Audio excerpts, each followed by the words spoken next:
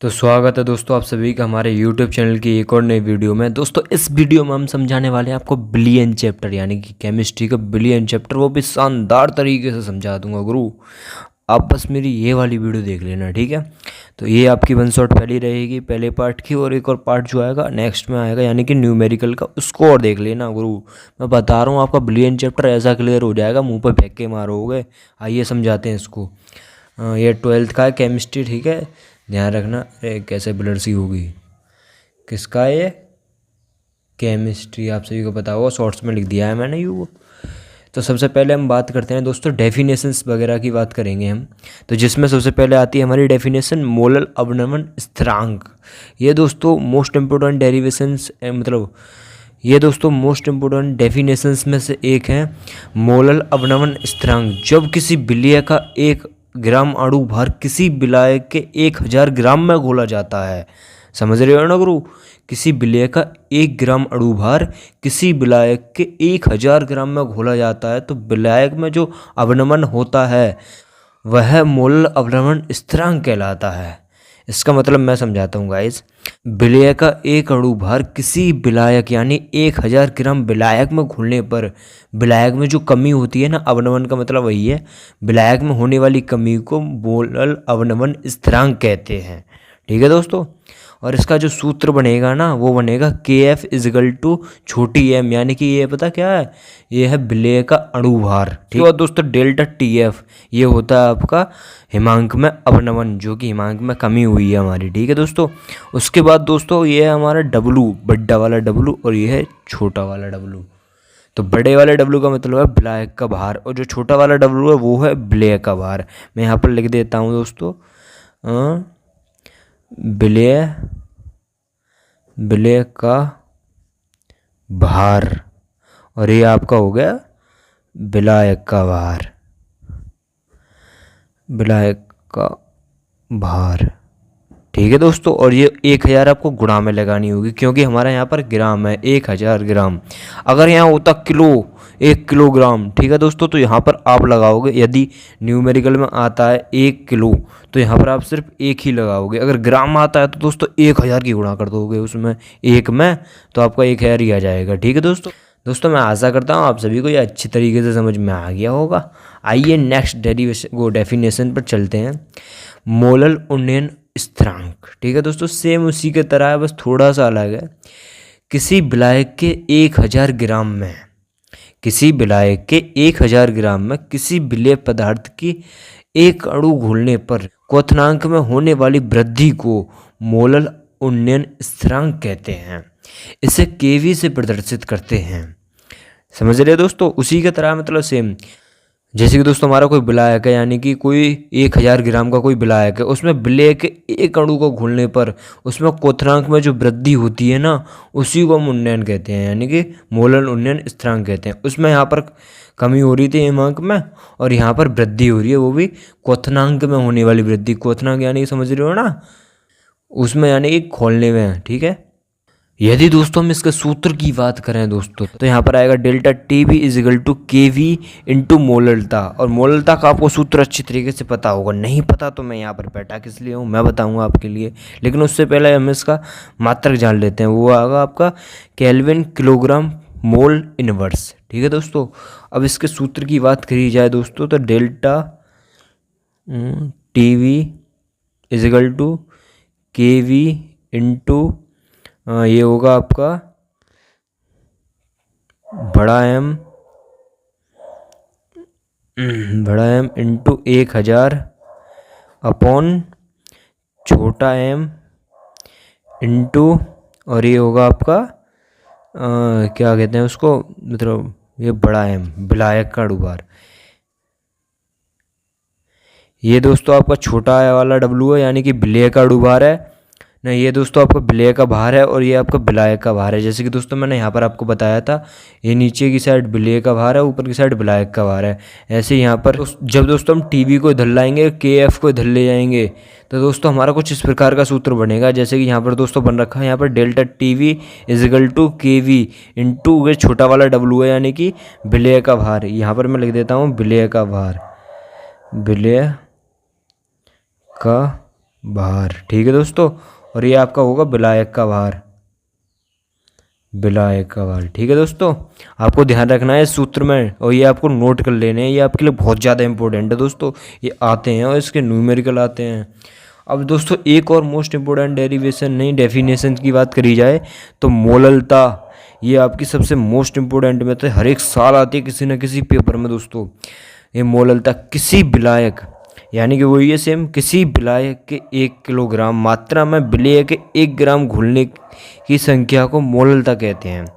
समझ रहे हो दोस्तों, किसी 1 किलो विलायक में 1 ग्राम मोल की संख्या को घुलने पर हैं मोललता कहते हैं। इसे छोटी एम नहीं बड़ी एम से प्रदर्शित करते हैं यार, इसे एम से प्रदर्शित करते हैं, ठीक है दोस्तों। तो अब मैं इसका सूत्र बना देता हूँ, एम इजिकल टू सेम वही रहेगा जो अभी हमने लगाया था, क्या था हमारा, छोटा डब्लू इंटू 1000 अपॉन नीचे की साइड ये छोटा एम इंटू बड़ा डब्लू।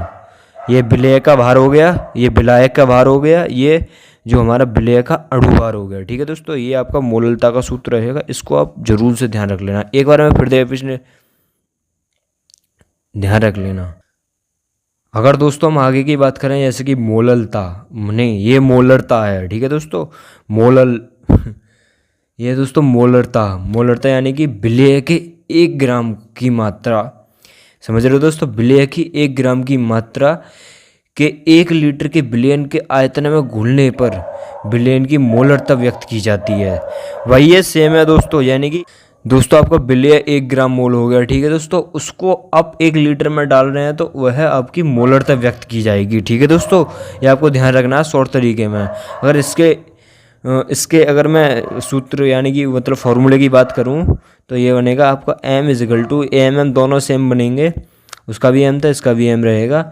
इसका बनेगा डब्लू, छोटा वाला डब्लू यानी कि विलेय का अणुभार इंटू 1000, ये विलेय का भार हो गया, ये 1000 इंटू हो गया, और यहाँ पर आपका बनेगा विलेय का अणुभार, और ये है भार दोस्तों, और ये है अणुभार, ठीक है। इसमें डिफरेंस आपको अच्छी तरीके से ध्यान रखना होगा हैं। और उसके बाद मिलटू करके यहाँ पर लगाएंगे हम वी, अगर एम एल में लगाएंगे, ठीक है दोस्तों। एम एल में दिया हुआ तो एम एल में लगाएंगे, अगर लीटर में दिया हुआ है ना तो लीटर में लगाएंगे, ठीक है दोस्तों। और लीटर में कम से कम दिया होता है तो इसीलिए हम एम एल में लगाएंगे, ठीक है गाइज। तो आइए गाइज इस पर चलते हैं मूल प्रभाज पर। इसका सूत्र ये है आपका, आपको दिखाई दे रहा होगा यहाँ पर, किसी बिलियन की कुल मोलों की संख्या, किसी बिलियन के, समझ रहे हो दोस्तों, किसी बिलियन के कुल मोलों की संख्या में दिए हुए पदार्थ के मोलों की संख्या को मोल प्रभाज कहते हैं।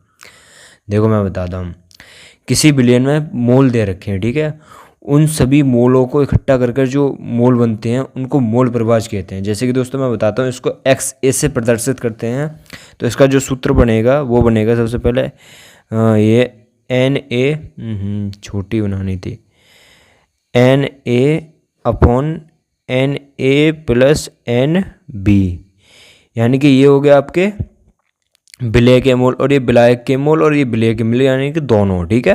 विलेय और विलायक के यानी कुल मोलों की संख्या और ये मोलों की संख्या, ये विलेय के मोल, ठीक है दोस्तों। ये आपका होगा मोल प्रभाज, ठीक है दोस्तों। मैं आशा करता हूँ दोस्तों आप सभी को ये अच्छी तरीके से समझ में आया होगा, ठीक है। आइए नेक्स्ट पर अणु संख्या गुणधर्म की बात करें दोस्तों, ये आपका टिक मार्क में भी आ जाता है, 1 नंबर में भी 2 नंबर में भी आ जाता है आपका ये क्वेश्चन, ठीक है दोस्तों। तो इसको आपको अच्छी तरीके से ध्यान रखना है। अणु संख्या गुणधर्म यानी कि बिलियन के वे गुण जो विलेय पदार्थ की मात्रा पर निर्भर करते हैं, समझ रहे हो दोस्तों। बिलियन के वे गुण जो विलेय पदार्थ यानी कम मात्रा पर निर्भर करते हैं, विलेय जो कम होता है विलायक यानी ज़्यादा होता है, ठीक है दोस्तों। तो विलेय के वे गुण जो विलेय पदार्थ की मात्रा पर निर्भर करते हैं उनको हम अणु संख्या गुणधर्म कहते हैं। ये 4 प्रकार के होते हैं दोस्तों, ठीक है। एक तो सबसे पहले वाष्प दाब का अपेक्षिक अवनमन, ये आपको ध्यान रखना है। और एक क्वथनांक, अभी ये हम पढ़ के आए थे ना, क्वथनांक में उन्नयन, ये भी ध्यान रखना है। और ये आपका हिमांक में अवनमन, ये भी ध्यान रखना है। और ये है आपका परासरण दाब, ये भी ध्यान रखना है। ये इंपॉर्टेंट है परासरण दाब, ठीक है दोस्तों, इसको जरूर ध्यान रखना। ये दोस्तों परासरण दाब, इसके बारे में बात करें तो ज़्यादा बड़ी डेफिनेशन नहीं है इसकी। सबसे पहले मैं आपको सुना देता हूँ। सांद्र विलयन की ओर से, यानी कि सांद्र यानी ज़्यादा यानी सांद्र विलयन की ओर से लगने वाला वह दाब जो परासरण क्रिया को रोक सकता है, रोक देता है या रोक सकता है, वह परासरण दाब कहलाता है। ठीक है दोस्तों, इसे P से प्रदर्शित करते हैं। एक और बार दोबारा आते हैं। सांद्र विलयन की ओर से लगने वाला वह दाब जो परासरण क्रिया को रोक सकता है या रोकता है, उसको परासरण दाब कहते हैं और P से प्रदर्शित करते हैं। ठीक है दोस्तों, अगर इसके हम फॉर्मूले की बात करें दोस्तों तो इसका होगा PV = nRT। ठीक है दोस्तों, अच्छी तरीके से आपको ध्यान रखना होगा ये फॉर्मूला दोस्तों, और इसकी हम आगे जाकर हम न्यूमेरिकल भी करेंगे अच्छी तरीके से। फिर आता है दोस्तों आपके नियम। 2 नियम दे रखे हैं आपके जो मोस्ट इंपॉर्टेंट है, एक हेनरी का नियम और एक राउल्ट का नियम। तो हेनरी के नियम में सीधी सीधी बात लिखी हुई है, अच्छी बात लिखी हुई है और प्यारी सी बात लिखी हुई है, मैं बताता हूँ आपको। इसमें लिखा हुआ है दोस्तों, इस नियम के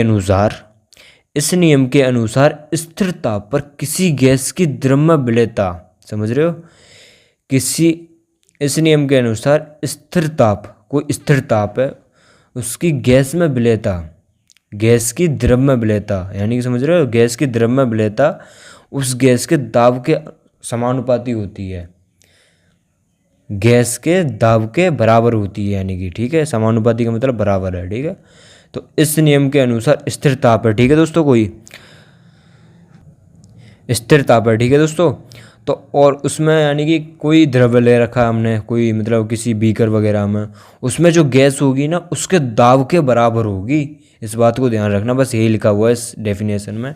अगर हेनरी के नियम की सीमाएं की बात करें दोस्तों हम, तो यह नियम केवल आदर्श गैसों पर लागू होता है, आदर्श गैस। ठीक है दोस्तों, यह नियम उन गैसों पर लागू होता है जो विलयन से क्रिया नहीं करती हैं। और थर्ड है दोस्तों आपका, इसमें विलयन का ताप कम नहीं होना चाहिए। सबसे बड़ी बात यह है कि विलयन का ताप कम नहीं होना चाहिए। अगर कम हो गया तो हेनरी का नियम ही नहीं बनेगा हमारा, ना ही हमारी गैस रहेगी, ना ही हमारा दाब रहेगा। ठीक है दोस्तों, अब अनुप्रयोग की बात करें दोस्तों, इसका जो कहाँ प्रयोग होता है, तो समुद्र में गोताखोर द्वारा गैस सिलेंडर लिए जाने पर हीलियम गैस का प्रयोग। ठीक है दोस्तों, और लास्ट आते हैं हम अपने राउल्ट का नियम। राउल्ट का नियम दोस्तों इम्पोर्टेंट है, इसको ध्यान रखना है। किसी बाष्पशील पदार्थ के मिश्रण,